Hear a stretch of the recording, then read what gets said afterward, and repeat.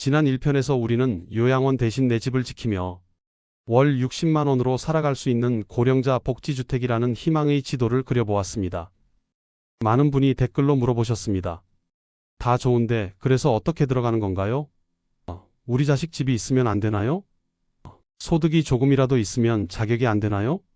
오늘 시리즈 2편에서는 그 막막함을 뚫고 실질적으로 입주라는 문턱을 넘기 위한 실전, 입주 전략을 아주 상세히 파헤쳐 보겠습니다. 1만 자에 달하는 이 긴 이야기 속에 여러분의 노후를 바꿀 구체적인 행정 절차와 자격 요건, 그리고 아무도 알려주지 않는 신청 꿀팁을 모두 담았습니다. 꼼꼼히 들으시고 메모하십시오. 정보가 곧 여러분의 노후 주거권입니다. 먼저 고령자 복지주택의 문을 두드리기 위해 가장 먼저 확인해야 할 것은 나이와 무주택 조건입니다. 만 65세 이상이어야 하며 신청자 본인은 물론 세대원 모두가 집이 없어야 합니다. 여기서 많은 분이 포기하십니다.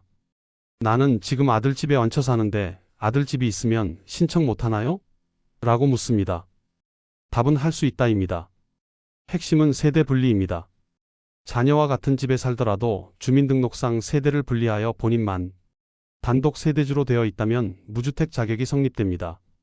물론 자녀 소유의 집에서 거주하는 형태라면 임대차 계약 등을 통해 독립적인 생계를 유지하고 있음을 증명하는 과정이 필요할 수 있습니다.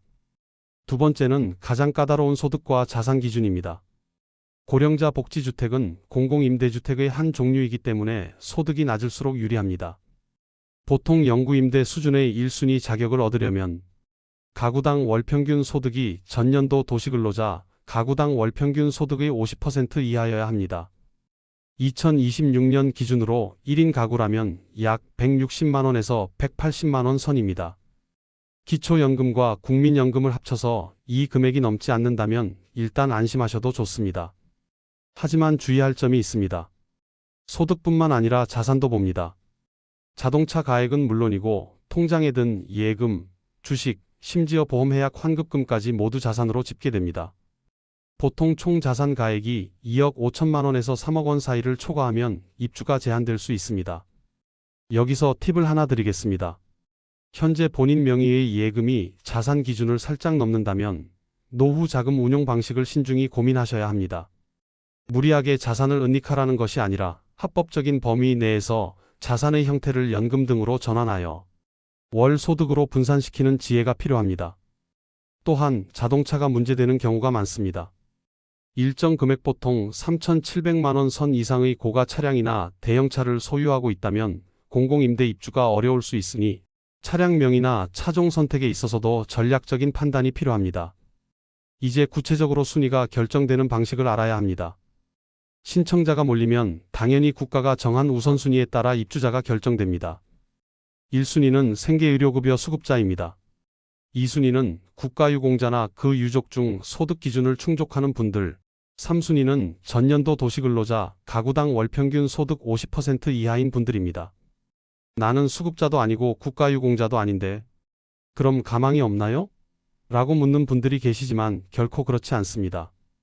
고령자 복지주택은 일반 공공임대와 달리 고령자 전용 가점 항목이 따로 존재합니다. 거주기간이 길수록 나이가 많을수록 점수가 올라갑니다. 특히 해당 지자체에 오래 거주한 분들에게 유리하도록 설계되어 있으니 다른 지역을 기웃거리기보다 현재 살고 계신 곳의 공고를 먼저 노리는 것이 확률을 높이는 비결입니다. 또 하나 중요한 가점 항목은 사회 취약계층 여부입니다. 독거노인인 경우 별도의 가점이 붙는 지역이 많습니다. 고령자 복지주택의 설립 취지 자체가 혼자 사는 어르신들의 고독사를 방지하고 케어하는 것이기 때문입니다. 따라서 본인이 독거노인이라면 신청 시 이 부분을 반드시 강조해야 합니다. 또한 장애가 있거나 보훈 대상자인 경우에도 가점이 부여되니 관련 서류를 미리 꼼꼼하게 챙겨두셔야 합니다. 그렇다면 신청은 언제 어디서 해야 할까요? 이것이 가장 큰 난관입니다. 고령자 복지주택은 상시 모집이 아닙니다. 새로운 단지가 완공되기 전이나 기존 단지에 빈집이 생겼을 때 모집 공고가 뜹니다. 이 공고문은 보통 LH 청약 플러스 홈페이지나 마이홈 포털에 올라오지만 인터넷에 익숙하지 않은 우리 시니어분들에게는 너무나 먼 이야기입니다. 그래서 제가 권해드리는 방법은 전화와 방문입니다. 지금 즉시 사시는 곳의 주민센터 행정복지센터 사회복지 담당자에게 가십시오. 그리고 이렇게 물으십시오. 우리 지역의 고령자 복지주택이나 고령자 전용 임대주택 공고 계획이 언제 있습니까? 공고가 나면 문자 서비스를 받을 수 있나요? 라고요. 지자체마다 차이는 있지만 관심 있는 분들을 위해 공고 시 알림 문자를 보내주는 서비스를 운영하는 곳이 많습니다. 또한 LH 콜센터 1600-1004에 전화해 상담원에게 고령자 복지주택 공고 알림 신청을 하고 싶다고 말씀하시면 됩니다.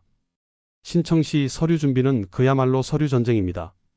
주민등록등본, 초본, 가족관계 증명서는 기본이고 소득과 자산을 증명할 수 있는 각종 서류가 필요합니다. 하지만 너무 겁먹지 마십시오. 본인이 직접 떼기 힘들다면 자녀의 도움을 받거나 주민센터 담당자에게 도움을 요청하면 됩니다. 여기서 중요한 팁 하나, 서류상의 날짜가 중요합니다. 모든 서류는 공고일 이후에 발행된 것이어야 유효합니다. 공고가 뜨기도 전에 미리 떼놓은 서류는 무용지물입니다. 공고문이 뜨면 그날 바로 서류를 발급받아 접수하는 기동력이 필요합니다. 자, 이제 만약 입주에 성공했다면 어떤 삶이 기다리고 있을까요? 단순히 집이 싸다는 것을 넘어선 진짜 혜택은 복지관에 있습니다. 고령자 복지주택의 1층이나 지하에는 반드시 사회복지관이 들어섭니다. 이곳은 단순히 취미 생활을 하는 곳이 아닙니다. 여러분의 건강과 생활을 관리하는 컨트롤 타워입니다. 실제 사례를 들어보겠습니다. 전북의 한 복지주택에 입주하신 75세 이정자 어르신은 매일 아침 복지관으로 출근하십니다. 거기서 혈압을 재고 건강 체크를 받으며 하루를 시작합니다. 1편에서 말씀드린 대로 한 끼 4,000원의 저렴한 식사를 하시며 영양 관리를 하십니다. 특히 이 어르신이 가장 만족해 하시는 부분은 물리치료실입니다. 멀리 병원까지 갈 필요 없이 건물 내에서 전문적인 물리치료를 받을 수 있으니 무릎 통증이 몰라보게 좋아졌다고 하십니다. 또한 복지관은 외로움을 해결해 줍니다. 요양원은 억지로 모여있는 느낌이라면 복지주택은 내 사생활은 보장받으면서 필요할 때만 이웃을 만날 수 있는 구조입니다. 복지관에서 운영하는 스마트폰 교육, 노래교실, 원예활동 등에 참여하며 자연스럽게 동년배 친구를 사귀입니다. 이것이 바로 치매를 예방하고 우울증을 막는 가장 강력한 약입니다. 물론 나는 이미 몸이 너무 안 좋아서 이런 복지주택에 들어갈 엄두가 안 난다는 분들도 계실 겁니다. 그런 분들을 위해 국가가 마련한 것이 고령자 주택 내 재가 서비스 연계입니다. 복지주택에 거주하면서 동시에 장기요양보호 등급을 이용하는 것입니다. 아침에는 복지관 식당에서 식사하고 오후에는 방문 요양보호사의 도움을 받아 집안일을 해결하며 저녁에는 내 집 침대에서 편안하게 잠드는 삶. 이것이 우리가 목표로 하는 월 60만 원의 기적입니다. 여러분, 오늘 드린 정보가 조금 어렵게 느껴질 수도 있습니다. 하지만 한 번만 제대로 공부해서 신청하면 여러분의 남은 30년 노후가 바뀝니다. 요양원이라는 선택지만 생각하며 불안해하지 마십시오. 국가가 여러분을 위해 준비한 이 소중한 집들이 전국 곳곳에 지어지고 있습니다. 지금 당장 해야 할 일을 정리해드립니다. 첫째, 내 주민등록상 세대주 여부와 무주택 요건을 확인한다. 둘째, 내 소득과 자산이 기준에 부합하는지 가늠해본다. 셋째, 가까운 주민센터나 LH 콜센터에 연락해 우리 동네 고령자 주택 공고 일정을 묻는다. 넷째, 자녀들에게 오늘 본 영상을 보여주며 함께 준비하자고 말한다. 다음 3편에서는 입주 후의 실제 생활에서 비용을 더 아끼는 법, 그리고 장기요양 등급을 아주 현명하게 받아서 복지주택의 혜택을 극대화하는 법을 다루겠습니다.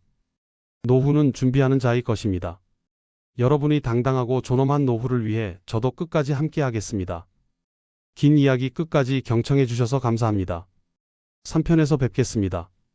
구독과 알림 설정 잊지 마시고 다음 시간에 더 알찬 정보로 돌아오겠습니다.